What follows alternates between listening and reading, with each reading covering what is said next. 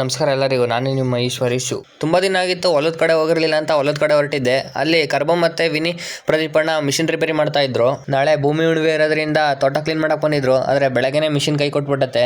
ಹೊಲ ಎಲ್ಲ ನೋಡ್ಕೊಂಡು ಮನೆ ಕಡೆ ಬಂದೆ. ಇಲ್ಲಿ ನವೀನಣ್ಣ ಫೋನ್ ಮಾಡಿದ್ದ. ಅವರು ಕೂಡ ನಾಳೆ ಪೂಜೆಗೆ ತೋಟ ಎಲ್ಲ ಕ್ಲೀನ್ ಮಾಡ್ತಿದ್ರಂತೆ. ಆದ್ರೆ ಮಿಷಿನ್ ಕೈ ಕೊಟ್ಬಿಟ್ಟೈತೆ.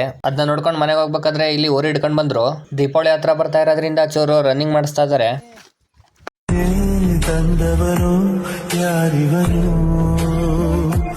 ಗರಿಗೆದರಿ ಹೆದರಿಸುವ ವಿಧಿಯನ್ನೇ ಅಡಗಿಸಲು ಕಂಕಣಲಿ ನಿಂತವನು ಯಾರಿವನು ಕಾವಲಿಗ ಕಾವಲಿಗ ಓರಿ ನಿಯತ್ತು ಮಾಲೀಕನ ತಾಕತ್ತು. ಆಮೇಲೆ ನಮ್ ವಿನಿ ಬಂದ್ಬಿಟ್ಟು ಒಳ್ಳೂರಿಗೆ ಕರ್ಕೊಂಡೋದ ಏನೋ ಕೆಲಸ ಐತೆ ಅಂತ. ಹಂಗೆ ಬೇಕರಿ ಬಂದ್ವಿ. ಅಲ್ಲಿ ನಮ್ ರಘು ಸಿಕ್ಕ.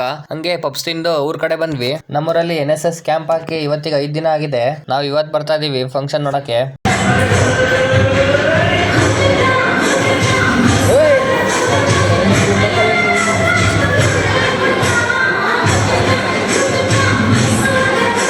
ಫಂಕ್ಷನ್ ನೋಡ್ಕೊಂಡು ಹೊರಗೆ ಬಂದೆ. ಇಲ್ಲಿ ನಮ್ ನಮಿತು DJ ಆಪರೇಟರ್ ಮಾಡ್ತಾ ಇದ್ದ.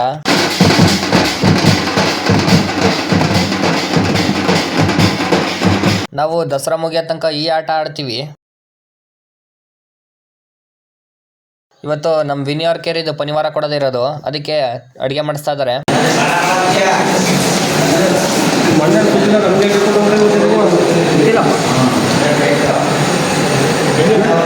ಹಂಗೆ ನಮ್ಮ ವಿಕಾಸಣ್ಣ ಬೊಂಡ ಕರ್ದು ಕೊಡ್ತಾ ಇದ್ದ.